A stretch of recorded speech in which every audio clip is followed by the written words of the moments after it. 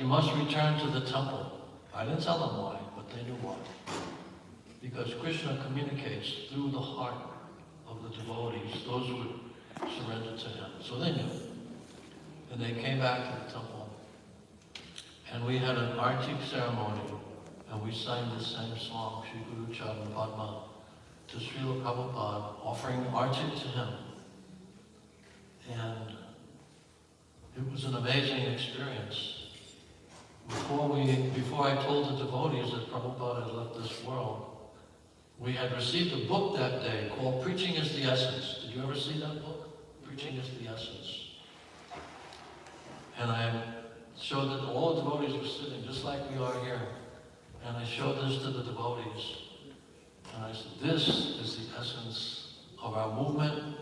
This is what Srila Prabhupada is expecting of us. And we have to continue to push forward the distribution of transcendental knowledge. And that will please him immensely. And then when I announced that Srila Prabhupada had left this world, I felt overwhelmed by this. It was like thunder and lightning occurring simultaneously. And it was like the deity of Srila Prabhupada was coming to life. It was unbelievable. I had never had that experience before or since. And the devotees stayed there, stayed up all night in the temple room, just talking about Srila Prabhupada, what he had done, what he had accomplished, how he did it single-handedly from the beginning. And then he enlisted so many devotees. There was no association in America. So he created association for himself. Once he was asked, this is in the very early stages, how many pure devotees are there in the world? And he asked one of his servants, said, how many devotees are in our temples? And he said, 75. And Prabhupada said, that's how many pure devotees there are in the world, 75. He said, anyone who is sincere will join this movement. Once he was asked, how many people in the world have the same consciousness as you? And he said, you can count them on one hand. So extraordinary. Even policemen would notice his glow, his effulgence. And they would say, that man is glowing, that man is online, he's glowing. Prabhupada was just so extraordinary, so effulgent. Up until the very last moment, his mind was fixed on Krishna's lotus feet. And he was translating, giving his purports to the 10th canto, chapter 3 of the Srimad Bhagavatam. And it was being recorded. Devotees had to get so close to hear what he was saying, and it was crystal clear in his consciousness. You could see his words were perfectly enunciated, and he spoke so emphatically that we must become Krishna conscious. This is the peace formula. This is the only way the world can be saved from destruction. And so I just consider myself the most fortunate of people, especially in my family. There were no devotees in my family. And Prabhupada, well, before that, when Prabhupada was present. But Prabhupada said that actually the family members, they can be engaged in devotional service even unknowingly and make spiritual advancement. One devotee said, we're approaching people based on agyata sukriti. And Prabhupada said, agyata, why not gata? In other words, why don't we let them know straight out that we are devotees of Krishna and they're giving a donation to help propagate this movement. But my family members, they did service, a lot of service actually. The first book that was translated into French was the Sri Upanishad. I don't want to talk too long, tell me when. Okay? It was the Sri Upanishad, and my father had been giving us money to pay the rent for an apartment that we had already moved out of. But I was accumulating it. And then when I was deported from France because my visa had expired, and they put me in handcuffs and took me to the temple to get my things, and they took the handcuffs off, and I gave the $500 to the GBC to print the first Sri Upanishad in French. And they even put a little note to thank my father for his donation. Then they put me back in handcuffs, put me on the plane in handcuffs, and 1 minute before the plane took off, they took off the handcuffs. And you know where I came to when I arrived? I came right here, the Radha Govinda Mandir, Henry Street Temple. Same deities. And I walked in, it was a Srimad Bhagavatam class going on, and it was Mother Jadharani giving class. Next day, Jayadvaita Swami gave class. I was completely flabbergasted. I had never heard classes like that. So knowledgeable, quoting Sanskrit verses, pastimes with Srila Prabhupada. It was amazing. And this movement is amazing, and you are amazing, because through thick and thin, you have remained staunch and steadfast, unswerving in your principles. So this is glorious. This movement creates glorious individuals. Prabhupada once mentioned, he was giving a class actually on Radhastami in 1971. I received Brahman initiation from him that day at the Berry Place Temple. And he was saying in his class, he said, I have taken cats and dogs and I have turned them into Paramahamsas. That is amazing. That is Prabhupada's miracle. Prabhupada used to say that his prolific production of literature, transcendental literature, is Krishna's miracle, that he was able to accomplish that. Devotees said it was impossible to do it. And Prabhupada said, impossible? That's a word in a fool's dictionary. Don't use that word around me. So anyway, Prabhupada did amazing things, and now we are expected to do amazing things. And I think the temple is really showing signs of coming back to life. This is the prime time of the Krishna consciousness movement. We have to have unity. We have to have cooperation. We have to have enthusiasm. Utsaha, nischaya, dharya, tat karma pravartana. These are the characteristics of great devotees. And it's like Prabhupada said, by association, your faith develops. So we have to have faith in Srila Prabhupada, that he will continue to guide us. He's guiding us from within, and he's guiding us from without. Prabhupada can instruct us, give us advice, but we have to follow that advice. Like when his spiritual master appeared to him in dreams, that you must take sannyas now. I had a dream. Prabhupada was getting up from his little table, and we were all sitting there, people offering obeisances, and I kind of sat up, and I heard Prabhupada say, come with me. So that meant, don't go away. Stay firm, stand firm and fixed in your conviction, because that is what will change the whole face of human society, of mankind. So we thank Srila Prabhupada, and we hope that he will continue to bless our movement, our members. And I thank Hansarupa Prabhu for giving me a chance to speak. I know he didn't think I was going to speak right after the prayers, Yayanjali Premadana, but Krishna inspires you, and you have to act on that inspiration. Thank you so much. All glories to Srila Prabhupada. Ki Jai, Hare Krishna.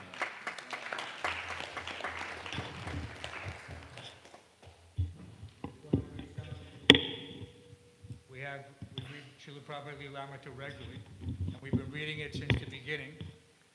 And we just came to the last chapter, which is titled The Final Lesson. The Final Lesson. And we just got to the point, November 14th, 1977, which is the day that Srila Prabhupada, that's the actual day in Vrindavan. This is the actual time.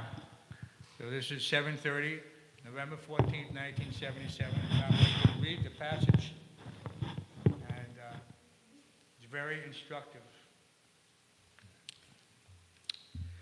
On November 14th, 1977, at 7:30 p.m. in his room at the Krishna Balaram Mandir in Vrindavan, Srila Prabhupada gave his final instruction by leaving this mortal world and going back to Godhead. His departure was exemplary because his whole life was exemplary. His departure marked the completion of a lifetime of pure devotional service to Krishna. A few days before the end, Srila Prabhupada had said he was instructing as far as he could, and his secretary had added, "You are the inspiration." "Yes," Srila Prabhupada had replied, "that I shall do until the last breathing." Prabhupada's last breathing was glorious, not because of any last-minute mystical demonstration, but because Srila Prabhupada remained in perfect Krishna consciousness. Like a grandfather Bhishma Dev, he remained completely collected and noble and grave, teaching until the end. He was preaching that life comes from life, not from matter, and he was showing that one should preach with every breath he has. The many devotees who crowded the large room bore witness that up to the very end, Prabhupada remained exactly the same. There was nothing subtly incongruous with what he had previously shown and taught them. At the time of his departure, therefore, he was teaching how to die by always depending on Krishna. Prabhupada's passing away was peaceful. During the evening of November 14th, the Kaviraj asked him, "Is there anything you want?" And Prabhupada replied faintly, "Kuch icha nahim, I have no desire." His passing away was in the perfect situation in Vrindavan with devotees. A few months previously, a young girl, the daughter of one of Prabhupada's disciples, had passed away in Vrindavan, and when Srila Prabhupada had been asked if she went back to Godhead to personally associate with Krishna, he had said yes. Anyone who leaves his body in Vrindavan is liberated. Of course, Vrindavan also means the state of pure Krishna consciousness. As Advaita Acharya had said of Lord Chaitanya, wherever you are is Vrindavan. And that was also true of Srila Prabhupada. Had Srila Prabhupada passed away in London, New York, or Moscow, therefore his destination would have been the same. As Lord Krishna states in the Bhagavad Gita, "One who is always thinking of me, surely he attains me."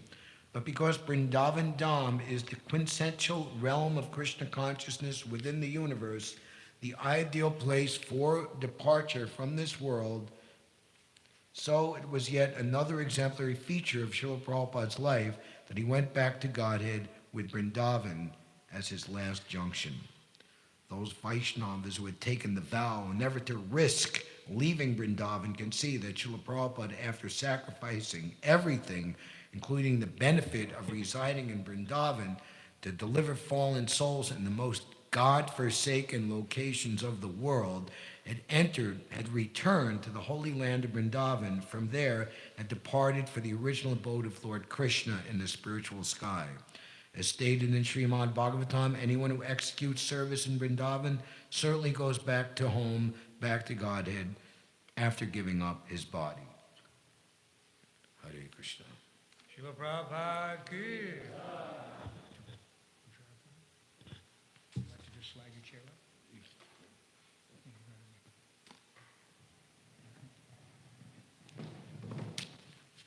You can move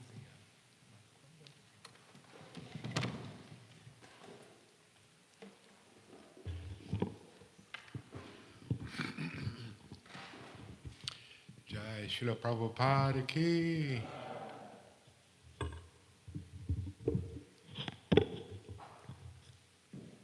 As my dear God brother was saying, Srila Prabhupada is really a person that you really can hardly ever find in the material world. Very, very unique kind of person. Actually, we read the scriptures, but all these scriptures are dependent on the personality of the guru and the personality of an advanced devotee to really make the difference in our lives. Because this is where we get the mercy. Prabhupada Kripa.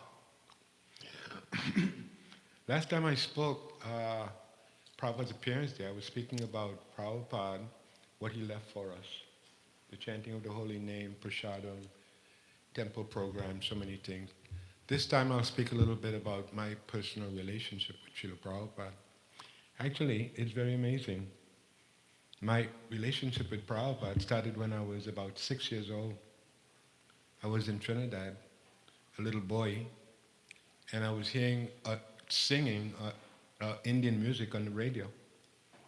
And later on I found out that that was Srila Prabhupada singing. So I was 6 years old. Then when I came to America, I was 10. I met some nice association that turned me on into Bhagavad Gita. And then one day I was on a train in Boston, and the train was going down the tunnel, and there was a vagrant, a homeless person sitting across from me. And all of a sudden he broke out with a magazine, and he threw the magazine in the air. And the magazine fell on the ground. The magazine happened to be a BTG. And on the cover was Krishna lifting Govardhan Hill. Very amazing, because the atmosphere in the train was spiritualized. Because the magazine, when it fell directly facing me and up looking at me. And I had a friend next to me, he told me, the guy threw the magazine for you, pick it up. So I picked up that magazine, and when I opened the magazine, I saw a picture of Srila Prabhupada. And the eyes in the picture in the magazine looked right at me. And I read that magazine, and that's how I got the address to the temple in Boston. And if I went to the temple in Boston. And I lived there for a year in the temple. Prabhupada hadn't came anywhere, and nobody hadn't even said that Prabhupada was alive. Because all of a sudden one day they said, we're going to see Srila Prabhupada. And I said, you're going to see Srila Prabhupada? The whole temple became so ecstatic, because all we had was a picture of Prabhupada on the Vyasasan, and every morning we would do the morning programs. When I joined the temple, I was a very unpolished person. I was like an animal, you know. They allowed me to stay with them, and they take up the task to help me to become a devotee. That was like 50 years ago, in 1972. And we came here to New York to see Prabhupada. We went to LaGuardia Airport, and we were all waiting for Prabhupada to come at this place. And then all of a sudden, we saw a devotee running down the hallway saying, Prabhupada's coming from this side. And everybody was jumping up, all the ladies, the children, everybody. Some people were jumping over the railing with full enthusiasm to see Prabhupada. What was this person like? Everybody was following him. At that time when Prabhupada was a bona fide authority, there were so many fake gurus all over the place. Everybody was a fake guru. This fake guru, that fake guru. And so to find a genuine guru, that was totally amazing. So anyway, so when we came this side, all of a sudden, there was Srila Prabhupada. It looked to me like everyone was in black and white, but Prabhupada was in color. Everybody appeared to move slow, but Prabhupada had transcendental movement about him. It was totally different than any kind of person I had seen, before. And so I really appreciated that. And that first meeting with Prabhupada, we spent about a week and a half in the Henry Street Temple with Prabhupada. Every morning he was giving us Bhagavatam class. Every morning was a transcendental experience, like in the spiritual world. When you would finish chant your japa, then you would go to the Bhagavatam class with Srila Prabhupada, then you would go to the Guru Puj, and then you would go to Prasadam. By the time Prasadam, you would feel like your whole soul is being liberated from your body, just by the morning program that Prabhupada instituted. And so we spent time with Prabhupada there, and then we all went back to the temple. Next time I saw Srila Prabhupada again was in 1975.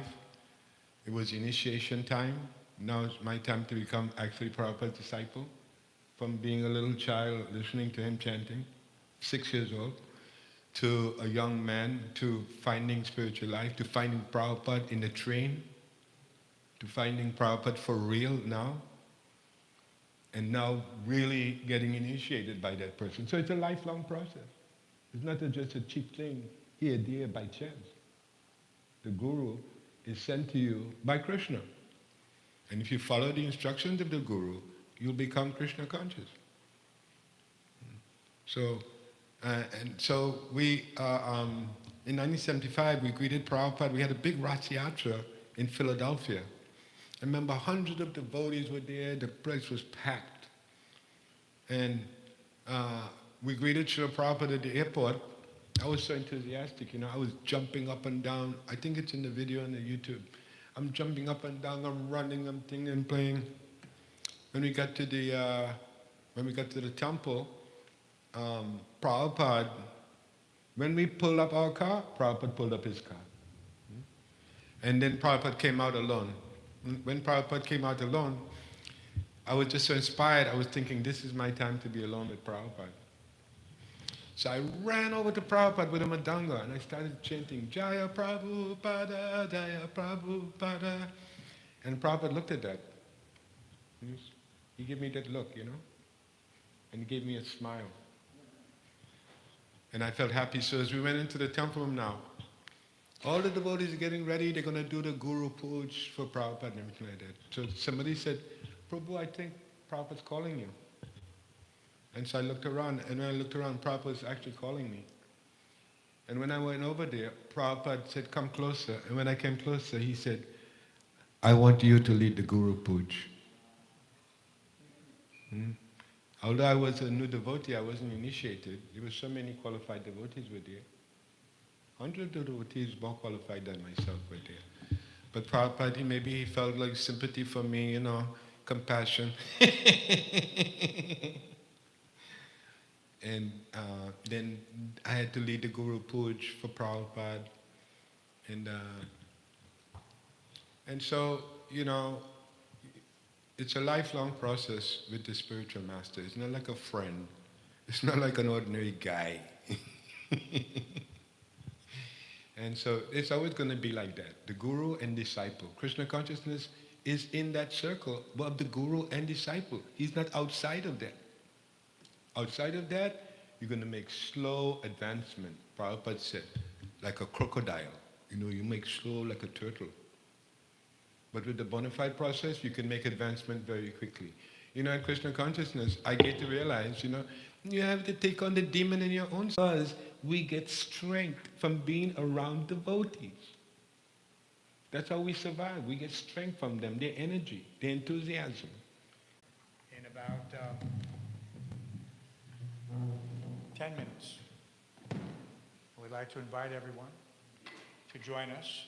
This is one of the special features of fasting and feasting, and this in honor of Srila Prabhupada's Tirobhav Mahotsav. The devotees down in the kitchen have been cooking all afternoon, and so we'd like to show them our appreciation by also helping to serve and helping to clean up afterwards. So I know that we're all in the mood of serving Srila Prabhupada right now, so it's a perfect time for the temple president to take advantage of the situation and make sure that everyone can show their appreciation to Srila Prabhupada in a very tangible way. And we don't have to have much extended conversation. I think that Lochananda Prabhu and Bhushara Prabhu have very nicely articulated the mood that all the disciples of Srila Prabhupada carry even up to this day. Now it's 46 years since Srila Prabhupada left this planet, 46 years. And so where Prabhupada said, I'm not leaving you, he said, I'm going into your heart. So this is a very statement that we've carried with us for 46 years in order to execute his desire in fulfilling Lord Chaitanya's mission. So this is an opportunity to recommit. These are very somber time. We have, of course, the appearance and disappearance of the spiritual master and Krishna and all the avatars, these are not different because it's all, at least from our perspective, on the absolute platform. That the pure devotee descends, execute his mission on behalf of the Supreme Personality of Godhead. And so then he departs in order to, as we've read, give us a final lesson.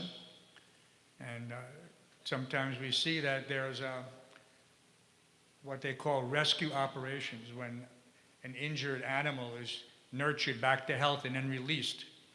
So we were all in some injured condition in the material world, whether we knew it or not.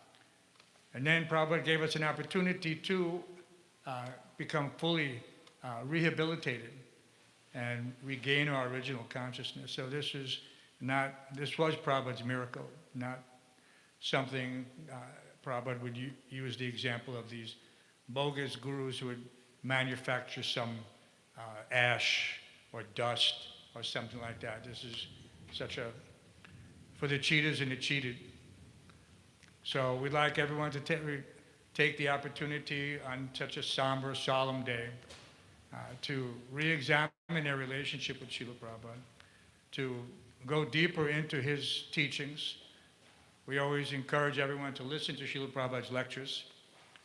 It's actually required in order to take initiation in ISKCON, that one must listen to Prabhupada's lectures. It's, matter of fact, there's a few anecdotes in this regard. And when one of our guide brothers, who was with us in Henry Street, who's now acting in the capacity of initiating spiritual master, he said, no one should listen to my lectures more than 1%. And they should listen to Srila Prabhupada's 99%. So this is just the accurate realization that we should all have, to listen every day to Srila Prabhupada's lectures. And in this way, we'll be inoculated, we'll be protected from the virus that swirls around us in Kali Yuga, in the material world. So this is the real inoculation, not this some material disease and some material solution. No, if you want to be free, if you want to actually be liberated, then you must listen to the words of the spiritual master every single day, to Srila Prabhupada and your mentors. So we'd like to take this opportunity, if anyone would like to speak. We have 2 minutes left. I'm not trying to rush anybody. But we do want to take prasadam, and we do want to go down to the program. And I was looking to see if we had any of our Prabhupada lady disciples here, but I do not see any. Of course, you're all Prabhupada's disciples and Prabhupada's children. But this is a special day. And so please, yes. What? You've got the, yes. Krishna Kripa is always good for 2 minutes. That's what we like about Krishna Kripa. There's a song by Rudyard Kipling that says basically that, not to waste 1 minute. If you can utilize 1 minute, right? Would you like a chair? Oh, that's all right.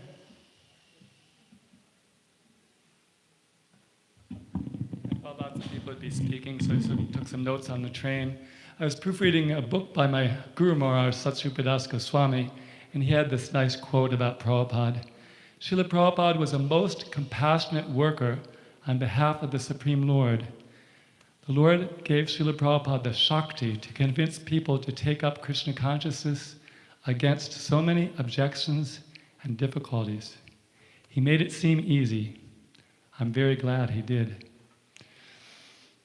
So I was thinking about Prabhupada's compassion. What's striking to me is he wasn't just concerned with benefiting people during his span of life, but he created a movement that would benefit people for like thousands of years to come.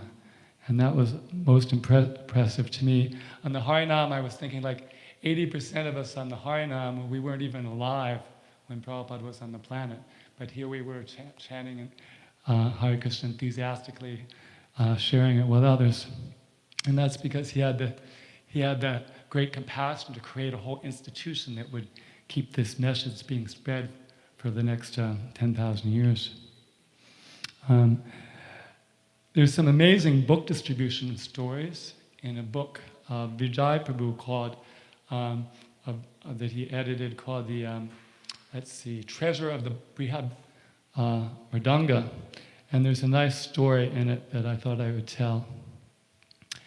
One time in America at a book table, an old man approached the book distributor and asked him, "Do you have the Bhagavad Gita?" "Yes, sir," the devotee replied. "Let me see it." He took the book in his hand, turned it around, and saw Srila Prabhupada's picture and said, "Yes, I'll buy this one." "Why, sir?" the devotee asked. Pointing to Prabhupada's picture, the man replied, "This man has been coming to me in dreams for years, telling me, 'Buy my Bhagavad Gita, buy my Bhagavad Gita.' When I saw you dressed in the same color as him, I thought that maybe you would have his Bhagavad Gita. Now I've found it." So Srila Prabhupada is still working in this world and still liberating souls, and we can be happy about that. So I just want to pray. Prabhupada wanted us to maintain and expand his mission, and I pray that I may always assist his followers in these glorious endeavors. His Divine Grace A.C. Bhaktivedanta Swami Srila Prabhupada Ki.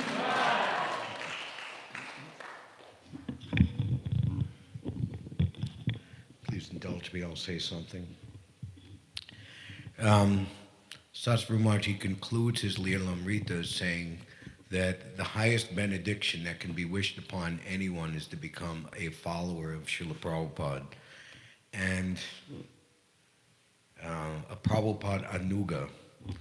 So Hansarupa Prabhu gave the number 46 years, so I can say 45 years. 1 year too late. I was told when I came into the 55th Street Temple that Srila Prabhupada has departed, but he's available in his instructions. I was told right away the whole philosophy of service and separation, and I completely accepted it and was able to understand it. And so many years have gone by, and I feel a very tangible and strong relationship with Srila Prabhupada that, you know, wherever my life was going, or my karma, or my destiny, or material desires, or whatever, his powerful magnetic pull has completely redirected me as his follower. And he has that potency to do that for anyone and everyone. So I guess I'm kind of like, in the time that I came, I'm like the first specimen of those who joining Prabhupada's movement and had no of his direct physical association. So the instructions of the pure devotee are non-different than the instructions of Krishna. They're equally applicable in all times, places, and circumstances. As Lochanananda was describing Srila Prabhupada's instruction from his spiritual master, there's no question of analyzing the political situation and the time or place. Always, right now, is the opportune time. So, you know, we don't, the hippie time in the 60s, that was, people were much more favorable. Now people are material. Maybe, yes, but individually, that has nothing to do with you as an individual. It's just a question of sincerity and desire and just really wanting the right thing.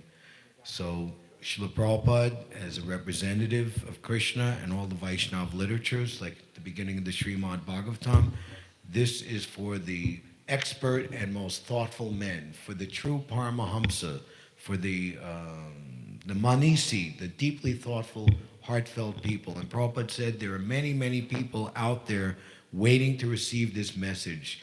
So Prabhupada has given us a whole life to be a beacon of light, the lighthouse, shining the light in the darkness. And many who are meant to be devotees, or are devotees out there, will see us, just like the wonderful story that Krishna Kripa said about the man wanting Prabhupada's Bhagavad Gita. Many times I have the experience walking around New York City dressed as a devotee, and so many wonderful things happen. People say Hare Krishna. People give me. Somebody said, "Are you a monk?" I was getting off at 86th Street on the Central Park West to take a walk in the park, and some fellow comes up to me, and he sees I'm like, putting my coat on before I go outside. It's cold. He said, "You're a monk?" And I said, "Yes." "Can I give you a donation?" Just hands me $20. And he doesn't know what is Hare Krishna or anything. And luckily I had a card I was able to give him and come to the temple. So Srila Prabhupada has given us a very wonderful life, like glorified his spiritual master in 1936, a healthful light as Chaitanya wrought. You've given us a life full of grace. That's your gift, your divine grace. Srila Prabhupada ki jai.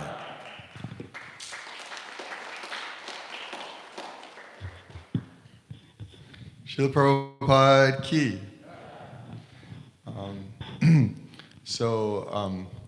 Srila Prabhupada, the International Society for Krishna Consciousness, wouldn't exist without Srila Prabhupada. And it's a fact that for everyone, Srila Prabhupada is their spiritual master within ISKCON.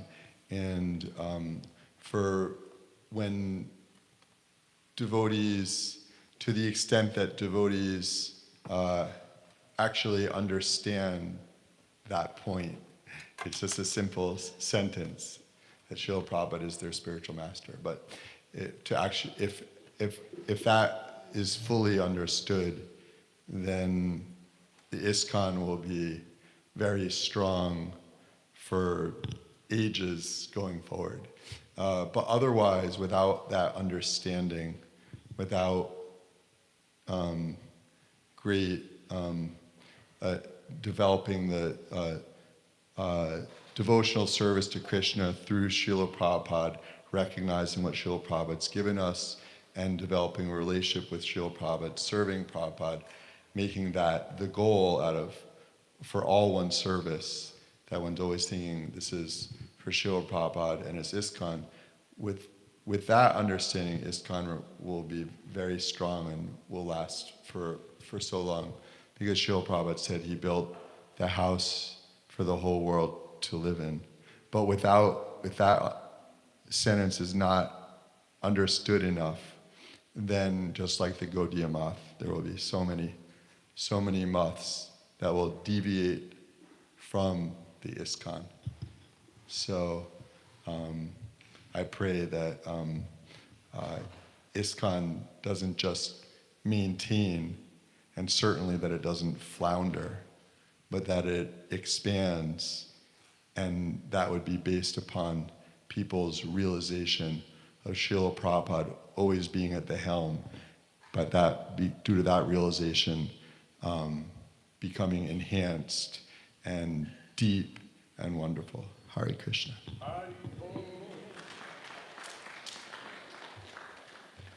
we'd like to invite everyone downstairs to the This is the end of the program. But it is not the end of the programs here in Krishna consciousness.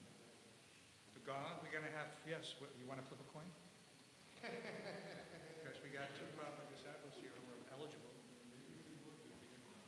As you like. If we want, that's our last thing, is to put Prabhupada's garland on. And we don't usually do a